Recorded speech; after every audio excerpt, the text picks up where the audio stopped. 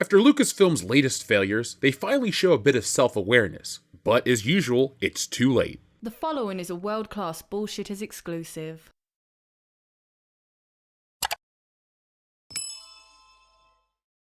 Indiana Jones and the Dial of Destiny is a failure. With a budget of over $300 million and returns shy of that, the film's pretty much done.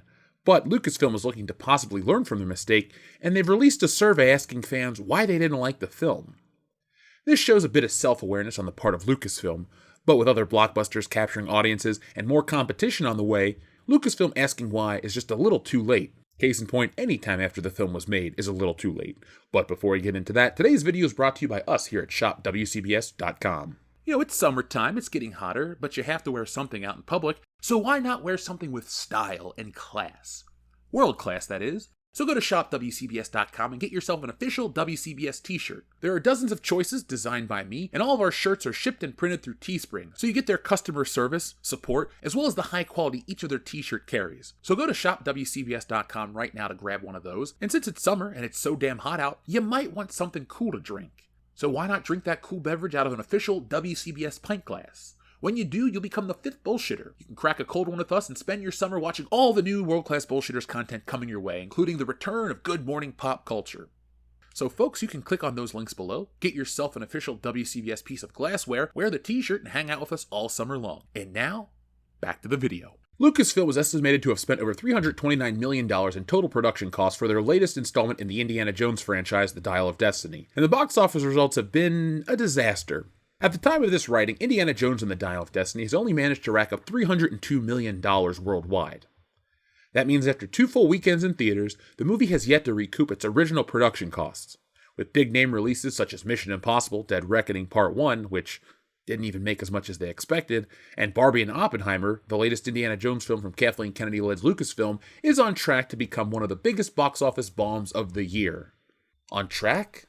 We all knew this. It's already the biggest bomb of the year, but let's get to the interesting part of this video because we already knew that part.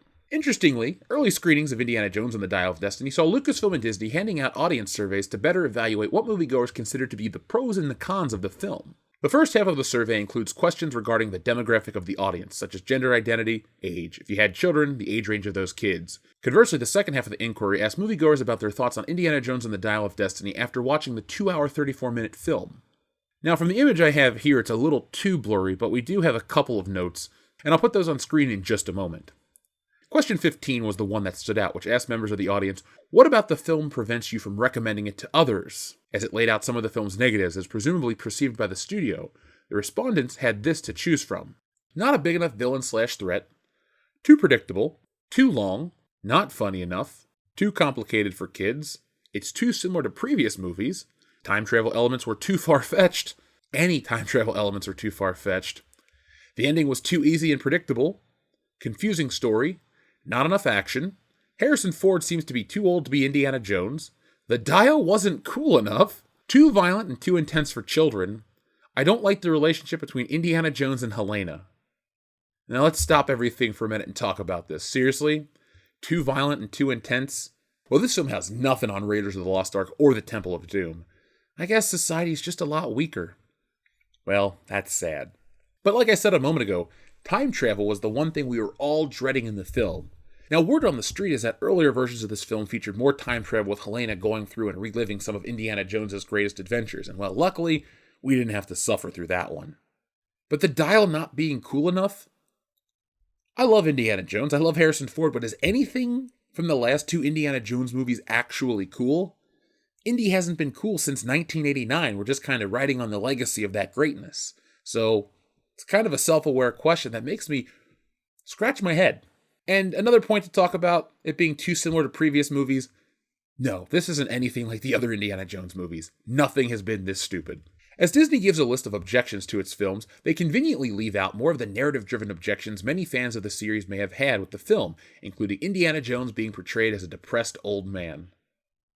Yeah, I didn't like that part either. On the flip side, question 18 of the survey asked audiences, what did you like about Indiana Jones and the Dial of Destiny? According to the studio, these were the aspects movie audiences may perceive as positives. The fights? Not really. The humor? Not really. The music? Yes. The chase scenes? Not really. The action? Harrison Ford returning as Indiana Jones? It was a bigger deal 15 years ago. New characters such as Helena and Ronaldo? Flashback scenes of a younger Indiana Jones? The Hunt for the Dial of Destiny. That actually would make a better title of the film. Indiana Jones and the Hunt for the Dial of Destiny. Yeah, I actually would have liked that title a lot more. The banter between characters? No, definitely didn't like that. The new villain, Jurgen Voller. Le Chiffre with a swastika? Not that big of a selling point if you ask me. And the relationship between Indiana Jones and his goddaughter Helena. Now you know damn well most people don't like that relationship. She's condescending, she's duplicitous, she's Phoebe Waller-Bridge. That right there is a negative great enough to get many people to never go to the theater in the first place. She's the woman that ruined Star Wars, Indiana Jones, and James Bond. She's got a better track record than Kathleen Kennedy. She's only ruined Star Wars and Indiana Jones. This lady screwed over James Bond. It would be safe to speculate that the list of positives reveals what the higher-ups at Lucasfilm believed were aspects of the film that would be well received by moviegoers. Those higher-ups really need to remove their heads out of their asses. The fact that they decided to survey members of the audience about what they liked and disliked about Indiana Jones and the Dial of Destiny during the week of the film's release, no less, can be perceived as a lack of confidence in their own film.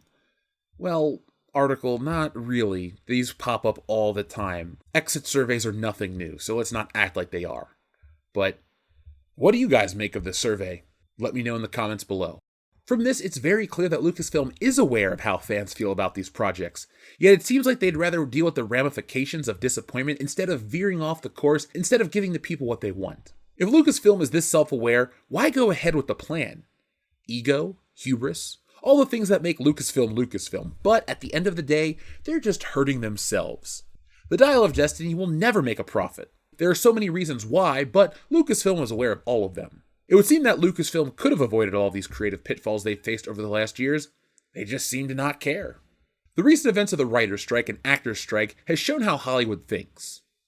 While it's surprising that an entity that produces such garbage actually thinks, nonetheless their tactics are so haughty that they felt an institution like Indiana Jones was too big to fail. In reality, Indiana Jones is like that milk in your refrigerator, well past the expiration date. The future of film is cheaper films with higher ceilings. Expect studios to produce shorter, less expensive films that have a better chance of being profitable. Like Bob Iger said, profitability is key. Somehow, Lucasfilm didn't get that memo. Maybe there wasn't a cover on their TPS report. One of the major questions after the Dial of Destiny died a miserable death was, how is Kathleen Kennedy still employed? Well, allegedly it's because no one wants the job. If this is true, could you blame them?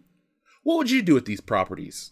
What can you do with these properties? Make an animated series that will go nowhere? Produce a bunch of toys that will go straight to clearance? The president of Lucasfilm isn't a job I'd want. There's just no way to fix these things. Someone's head is planted too firmly in their hindquarters.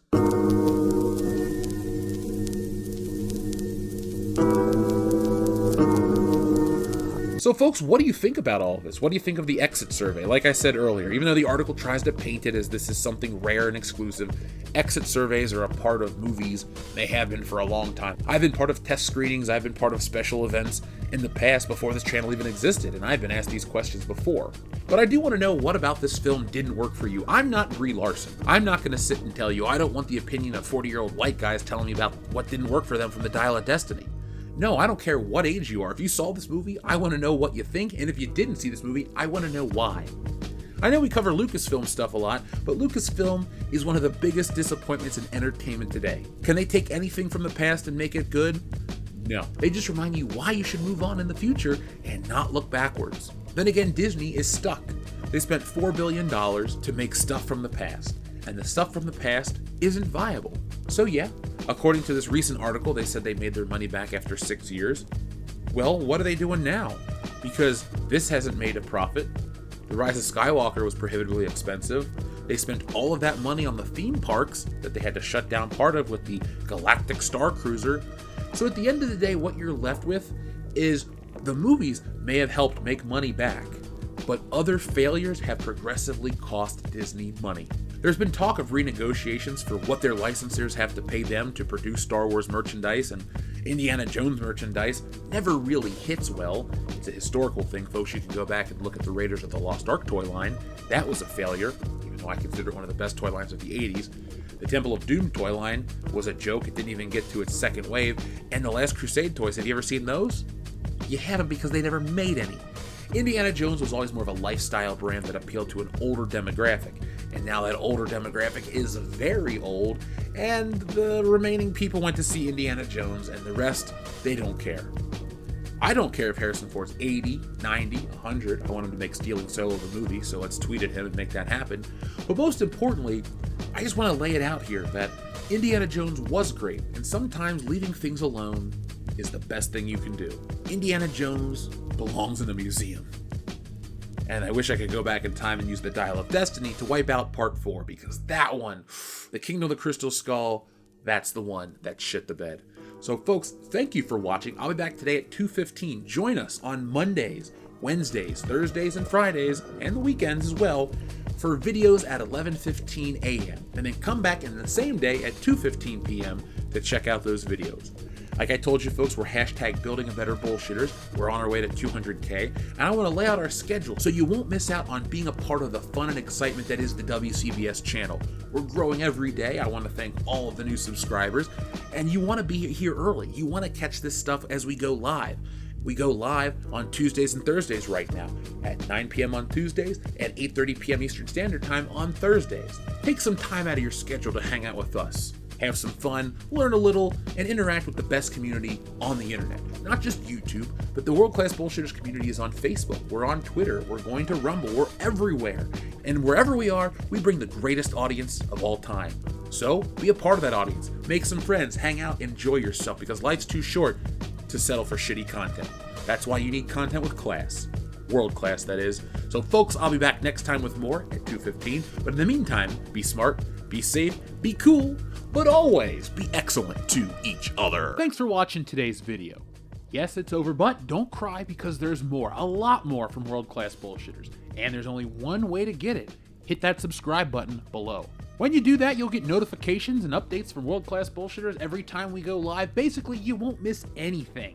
And if there's one thing I hate, it's FOMO. But the thing most people hate more than FOMO is fear of missing out on World Class Bullshitters, because there's just some things you can't undo. So folks, do yourselves a favor and never miss anything from World Class Bullshitters. One last thing before you go, hit the thumbs up button. Not for our egos, no, they're big enough as this, but it does help us fight the algorithm here, and well, it's man versus machine, and that's the real fight. But if that's not your battle, that's okay. There's one last way you can help WCBS, and that's going over to shopwcbs.com, picking up a t-shirt, a beer glass, a sweatshirt, a poster, all sorts of ways to back WCBS. The difference between us and other YouTube channels is I'm the artist that makes all this stuff, so if you enjoy art beyond t-shirts, you can even read our comic books. We got it all. We're called the epitome of pop culture for a reason, and no, again, it's not for our egos. So folks, make sure you're involved with every aspect of World Class Bullshitters, not just for us, but do it for yourself. We're making the change in entertainment everybody out there wants to see. And a special thank you goes out to all of our wonderful patrons who make this content possible. Go to patreon.com/worldclassbs to get involved and help out the channel.